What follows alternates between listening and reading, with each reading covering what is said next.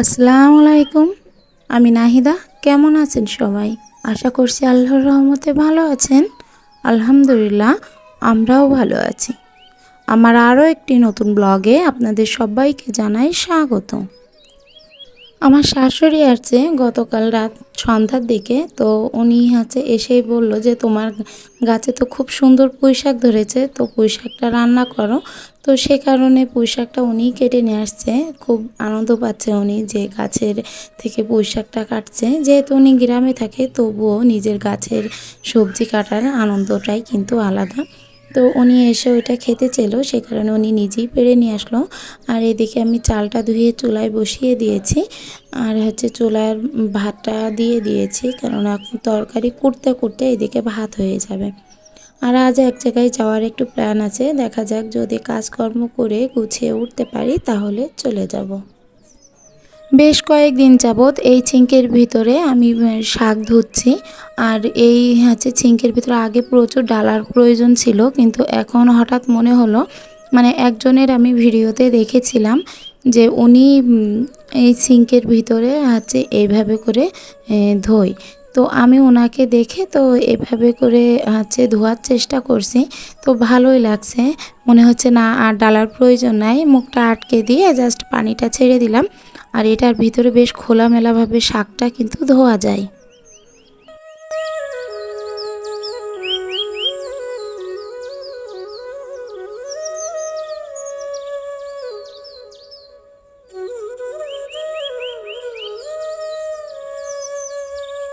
যতগুলো পুঁইশাকের ডোকা কেটেছিল আমি অতগুলো নেয়নি, কিছুটা রেখে দিয়েছি। বলছি আমার জায়ের জন্য নিয়ে যাওয়ার জন্য বললাম, আমার শাশুড়িকে বললাম যে ওর জন্য নিয়ে যান, আরও কিছু কেটে দিব। আর আমি মাত্র 3টে ডোকা রান্না করছি। আমাদের বাসায় এই শাকটা তেমনভাবে কেউ খাবে না, শুধুমাত্র আমি আর আমার শাশুড়ি। তো সেই কারণে শাকটা কিন্তু কম রান্না করলাম।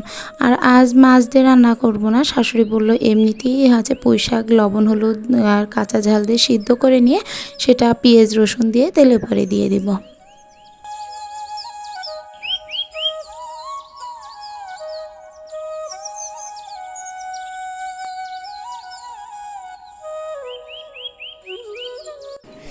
আর এইভাবে পুঁইশাক রান্না করে খেতে কিন্তু বেশ মজা লাগে, আমার কাছেও ভালো লাগে। মানে মাছ দিয়ে রান্না করলেও ভালো লাগে, আবার এইভাবে শুধু লবণ হলুদে সিদ্ধ করে সেটা যদি বাগার দেওয়া হয় তাহলে সেটাও কিন্তু বেশ ভালো লাগে। আমার শাশুড়ি বিরক্ত হয়ে যাচ্ছে চুলাটা দেখে, বলছে যে এইভাবে করে কি রান্না করা যায়, চুলাটা একটু অন্যরকম করে নাও, তাতে ভালো হবে। আর মুখ দিয়ে যে চুলাটা বেরিয়ে মানে আগুনটা বেরিয়ে আসছে, সে আগুনটা আর বেরোবে না। তো উনি আমার বলছে যে চুলাটা একটু ঠিক করে নিও, আর এভাবে কষ্ট করে রান্না করা যায় না। তো ভাবছি যে দেখি চুলাটা যদি একটু কাদা ব্যবস্থা করতে পারি তাহলে চুলাটা অবশ্যই ঠিক করে নিব।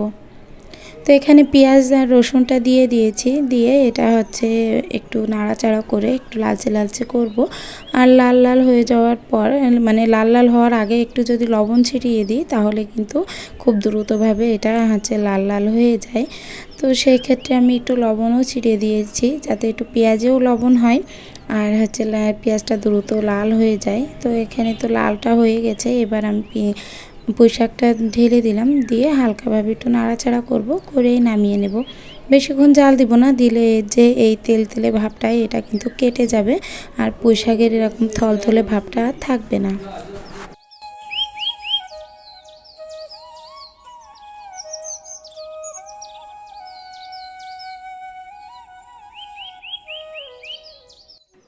রান্নাটা কমপ্লিট হয়ে গেছে। আর রান্নাটা কমপ্লিট করে নিয়ে এবার রুমটা একটু করে গুছিয়ে নেব, যেহেতু একটা জায়গায় যাব।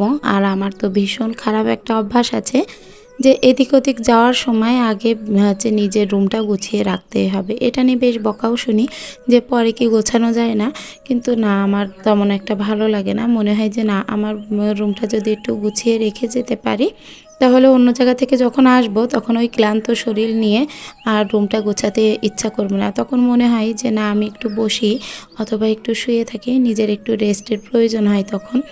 আর আমি যেহেতু বেশি একটা জার্নি করতে পারি না, আমার ভীষণ শরীরটা খারাপ লাগে, যে কারণে একদমই মোটেই পারি না।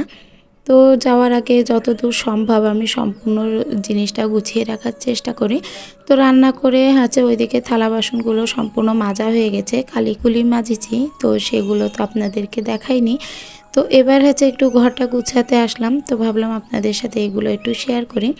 তো বাবুর পড়ার টেবিলটা ওর পরীক্ষা মানে প্রতি মাসে ওর পরীক্ষা হয়, আর সে কারণে পুরো টেবিলটা ভরে ওর পড়াশুনো চলতেই থাকে। প্রতিদিনকার পড়াটা এভাবেই হয়, মানে পুরো চারিদিকে যে ছড়িয়ে ছিটিয়ে থাকছে। আর কত প্রতিদিন যখনই টেবিলটা গুছাতে আসি তখনই অনেকগুলো করে কাগজ বাইরে ফেলে দেওয়া হবে। আর এই তো রুমটা একটু হালকা করে গুছিয়ে নিয়েছি। এবার রুমটা একটু ঝাড়ু দেব আর মুছবো। মুছতে পারি বা না পারি, ঝাড়ুটা দিব। ঝাড়ুটা দিয়ে তারপরে বেরোবো। বাইরেটাও এখনও পর্যন্ত ঝাড়ু দিইনি, আর আমার শাশুড়িও গোছাচ্ছে, উনিও চলে যাবে। তো আমি বলছি আমাদের সাথে চলেন, তো উনি বলছে না তোমরা যাও, আমার বাসায় একটু কাজ আছে। আবার আমার জায়ের বাসায় যাবে, তো সেই কারণে আবার এদিকে ধান করছে, তো জমিতে জোন লাগাচ্ছে, তো সেগুলো তো শাশুড়ি দেখাশুনো করে গ্রামে। তো সে কারণে উনি থাকতে পারলো না। তো অনেক জোরজার করা হচ্ছে যে আপনি একটু থাকেন, থাকলে ভালো লাগবে। তো দেখা যাক উনি কী করে, উনি তো গোছানো শুরু করে দিয়েছে। তো তারপরেও কি হয় কি না হয় বলা যাচ্ছে না। তো যাই হোক রুমটা গুছিয়ে আসলাম, রুমটা গুছিয়ে এসে এই তো সিঁড়ির নিচেটা আর এইভাবে পুরোটা আর কি গুছিয়ে নিচ্ছি, যে এইগুলো ঝাড়ঝুড় দিয়ে নিয়ে তারপরে যাব। আমার শাশুড়িও বকাবকি করছে, বলছে যে একটু পরে গুছালে কি হতো, এসে গুছাতে। তো আমি বলছি যে না আম্মু, এটা আগে গুছিয়ে নিই, তারপরে যাব। তো এইদিকে উনি বলছে আচ্ছা ঠিক আছে, তোমার যেটা ভালো মনে হয় সেটাই করো। আর আমার হাজব্যান্ড এসে দেখে যে আমি ঝাড়ঝুড় দিচ্ছি, তো উনি আমার বলছে যে আগে গুছিয়ে নাও, আর আমি এই বাইরের অংশটা ঝাড় দিয়ে দিচ্ছি। তো আমি চলে আসলাম গুছানোর জন্য, আর এদিকে আমার হাজব্যান্ড বাইরের যে অংশটা নোংরা ছিল সেটা গুছিয়ে দিচ্ছে। আসলে বাসাটা যদি এরকম ক্লিন করে রেখে যায়, তো আমরা বাসায় যখন থাকবো না তখন যদি কেউ আসে, তো তখন উম, খারাপ বলবে না, বলবে যে না লোকটা আসলেই একটু পরিষ্কার আছে, দেখতে আর কি খারাপ লাগবে না। তো আমি যাদের বাসায় আসছি সেটা আমার খালা শাশুড়ির বাড়ি। তো অনেক দিন থেকে ভাবছিলাম এনার এখানে আসবো আসবো, তো আসা হয়ে ওঠেনি। তো এই আমার খালা শাশুড়ির বাড়ি। আর যে টালির রুমটা দেখালাম ওটা ওনার রান্নাঘর, আর এটা ওনার বেডরুম। তো এই রান্নাঘরটা ভেঙে ফেলবে, এটা বেশি দিন থাকবে না। আর এখানে 3টা গরু আছে খালার, সে গরুগুলো খালু খেতে দিচ্ছিল। তো খালুর সামনে ক্যামেরাটা করলাম না, গ্রামের মানুষ যদি কোনো কিছু মনে করে, তো মুরব্বী মানুষকে সম্মান করাটাই ভালো, তো সে কারণে ওনার সামনে কিছুই করলাম না। আর এদিকে গরুটা খাচ্ছে, সেটাই আর কি দাম শুনছিলাম যে কোনটা কত দিয়ে কিনেছে। এখানে অনেক কচু গাছ রয়েছে, তো ভাবছিলাম যে কচু নিয়ে যাব, যে যদি কিছু করতে পারি। তো এদিকে খালা ডাকলো, খালার কাছে আবার চলে গেলাম, যে খালার সাথে অনেক গল্প গুজব করলাম। আসলে অনেক প্রায় বছরখানিক পরে এসেছি, তো এই জন্য খালা খুব গল্প আমাকে পেলে আসলে ভীষণ গল্প করে, আর অনেক কথাবার্তা বলে আমার সাথে। আসলে খালা শাশুড়ি বলতে আমার কিন্তু একদম নিজের খালার মতোই দেখে, অনেক ভালোবাসে আমাকে। আর আমার বলতে এক কথাই আমি বলতে পাগল। আমার প্রত্যেকটা খালা শাশুড়ি, খালা শ্বশুর যেই বলুক না কেন, আমার শ্বশুরবাড়ির প্রত্যেকটা লোকই আমাকে প্রচণ্ড আকারে ভালোবাসে, যেটা আর কি অস্বীকার তো করবই না কখনো, যেটা ওনাদের এত ভালোবাসা কখনো আর কি শোধ করার মতো নয়।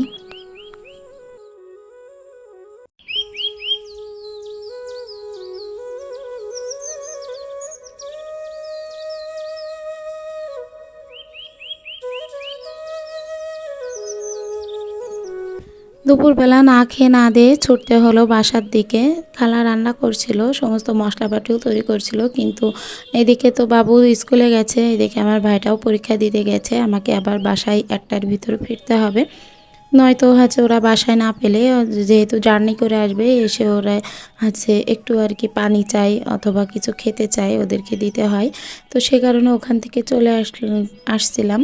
তো ওখান থেকে খালা বলল যে চুলার জন্য মাটির দরকার, এখান থেকে মাটি নিয়ে যাও। তো ভাবলাম যে এখান থেকে মাটি নেবো, বলছে সমস্যা নেই, আমাদের জমির পাশে মাটি নিয়ে যাও, আর এই কাদাগুলো আলাদা করে সেনা লাগবে না। তো রাস্তা থেকেই মাটিটা উঠিয়ে নিয়ে আসলাম। আর যেহেতু শাশুড়ি রয়েছে, থেকে গেছে, উনি যায়নি অনেক বলার পর। তো ওনার জন্য হচ্ছে গরুর মাংস রান্না করলাম, মুরগির মাংস ওল দিয়ে রান্না করলাম, আর এমনিই সিম্পলভাবে মুরগির মাংস রান্না করেছি। তো এই যে রাত 12টার পরে ভিডিওটা করছি, এটা হচ্ছে আমার ভাই আমাকে গিফট দিয়েছে, আজ আমার জন্মদিন। তো সে কারণে ও আমাকে রাত 12টার সময় উঠিয়ে এই গিফটটা দিল। আসলে আমার খুব ভালো লেগেছে, খুবই পছন্দ হয়েছে। তো আমার আজকের ভিডিওটি যদি আপনাদের ভালো লেগে থাকে তাহলে প্লিজ একটা লাইক দিতে ভুলবেন না। আর যদি চান আপনাদের এই বোনটি একটু হলেও ইউটিউবে জায়গা করে নিই, তাহলে চ্যানেলটিকে সাবস্ক্রাইব করতে পারেন আর এই বোনটির পাশে দাঁড়াতে পারেন। তো আমার আজকের ভিডিওটা এই পর্যন্তই। আল্লাহ হাফেজ।